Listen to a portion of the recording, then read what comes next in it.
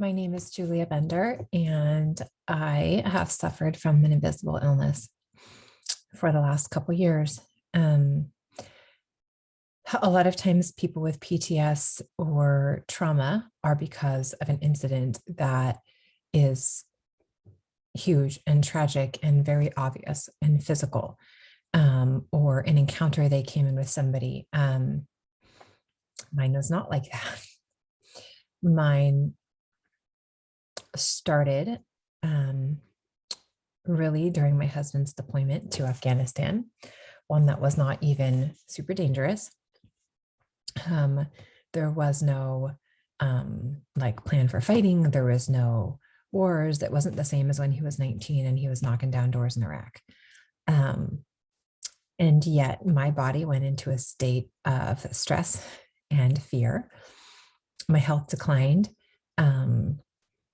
And I really struggled because his brain switched to logic and operation, and I was still very on the emotional place.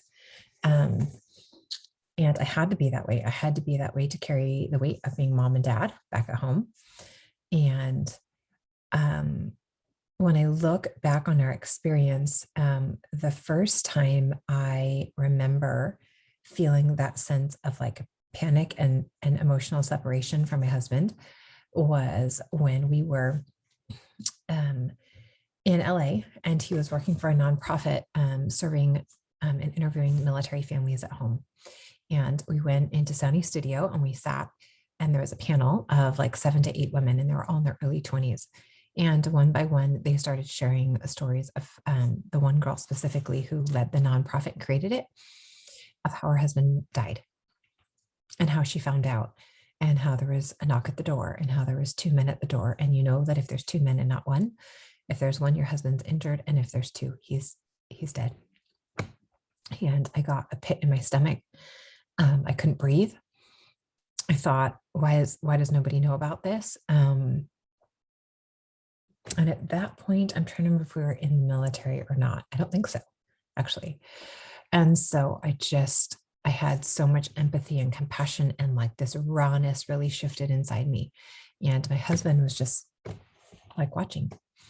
And 15 years later, we talked about it, and he said it's because he had experienced that news before. And so the shock had already passed. And it was just another delivery. But this is my first. A couple years later, my husband enlisted with the California National Guard. And we were set to encounter a deployment right before right when I had found out I was pregnant with my third. That put me into a state of fear and panic. We prepared for him to go. We had a going away party. And then right before he was supposed to leave, and he'd done all this training and work up towards it, they said, never mind, you're not going. And they said, never mind, you are going. Never mind, you're not going. And when he ended up not going, everybody was like, what a relief, you're good. But my whole body, my physical and emotional state was not okay. I had prepared myself for leaving. I had prepared myself for him to be gone. I prepared myself to be alone, mentally, emotionally, everything, for a chunk of time. And when he didn't go anywhere, I didn't know how to undo it. Our relationship really struggled. I had unintentionally pushed him out leading up to the deployment, and I didn't know how to let him back in. And my depression started to get worse. I ended up having our third. And as soon as he was done nursing, I went on antidepressants. I'd had postpartum with my first 2, but this time was different. It was much worse. And so fast forward years later, he's set to deploy in 2018. And this one was one that he sought after before it sought after him. So in his mind, it was like a huge blessing. It was incredible. He was going with a great group of people. And in my mind, I couldn't see that. I was like, this is 10 months. And he's like, yeah, it's pretty awesome. It's not a year. His mind is so different and prepared. And as a spouse, you're really not prepared, especially as a National Guard spouse. You are left in a neighborhood. You don't have community. You don't have wives around you. Nobody at our school, our church, our neighborhood, none of them were active duty military. So I didn't have anyone that had any understanding or sympathy to what I was going through, any empathy. There's people that are like, I'm here for you, whatever you need. I didn't even know what I needed. And so I'll tell some more details at some other point, but I really started to struggle. When he got home, I began to have panic attacks. I was scared a lot. His coldness and hypervigilance set me into like a panic. It's like I was waiting to get empathy and compassion back, and it was gone. And I don't know how much else to explain it like that, except that the things we need as women, he had to shut off to do his job, and they didn't teach him how to put it back on or get it back, or that it was necessary to have it back. It's just like, you're home, good luck, keep working. And he works full time for them. So every day at work, everybody is validating these things like drop your feelings, focus on what you can control, don't be emotional, don't do all of these things. And it works exceptionally well for soldiers. But at home, it didn't work for me, and I didn't have anyone else that I could get it from. So I just felt like all of these things, I was like, something's off, something's off, something's different, something shifted. Nope, I'm fine. See, I'm fine. Like nothing happened to me. And I was like, something happened to me, something happened to you. I just couldn't put my finger on it.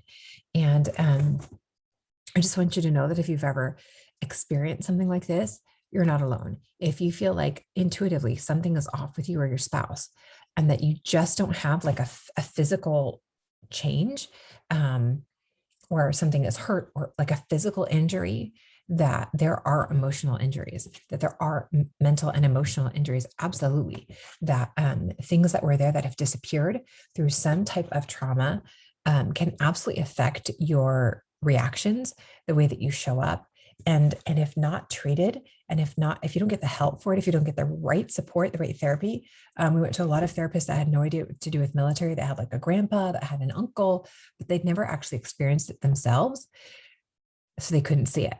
And then when we'd go to the military, people for help, it was very inconsistent help. It was very like, well, this person can help you for 6 weeks or 8 weeks. And then you start with a new person, then you start with a new person. Or they're hesitant of like really working through him because he's still in the game, which means like, what about me? But I'm going to start talking more about invisible illnesses. And as I'm learning to figure it all out, to process and acknowledge that it was trauma, and different parts of his deployment created new trauma, different therapists created new trauma. And I'm at a place now where I am ready to be done with it. I'm ready to figure it out, to get a hold of it, to live a life of like resilience and recovery, and to not have this set me back from where I want to be, and how I need to show up in the world. And so I'm hoping to take you along in the journey. And I just want you to know that you are seen and you are valued, and the things that you've gone through are real. And whether or not other people determine that they should affect you in a big way or small way is not up to them. If they have affected you in a big way, then that needs to be acknowledged. You need to write that down. You need to speak that out loud. I was scared. I was worried. I'm angry. I'm hurt. I feel betrayed. I can't get what I need out of my spouse. And it's not, again, anyone's fault. It's just part of kind of how the system works, especially in the military. I didn't have any support in the way that I needed for whatever your hardship. And if we can acknowledge that, and then look forward to be like, and how am I going to get it? And how am I going to get it now? How am I going to seek for it? How am I going to find it? How am I going to pour into it? How am I going to turn to God and have him help me fill in these gaps for the things that I need? Then we're on the right track. So I'm excited to share more with you. This is just part of my story. And that's it for today.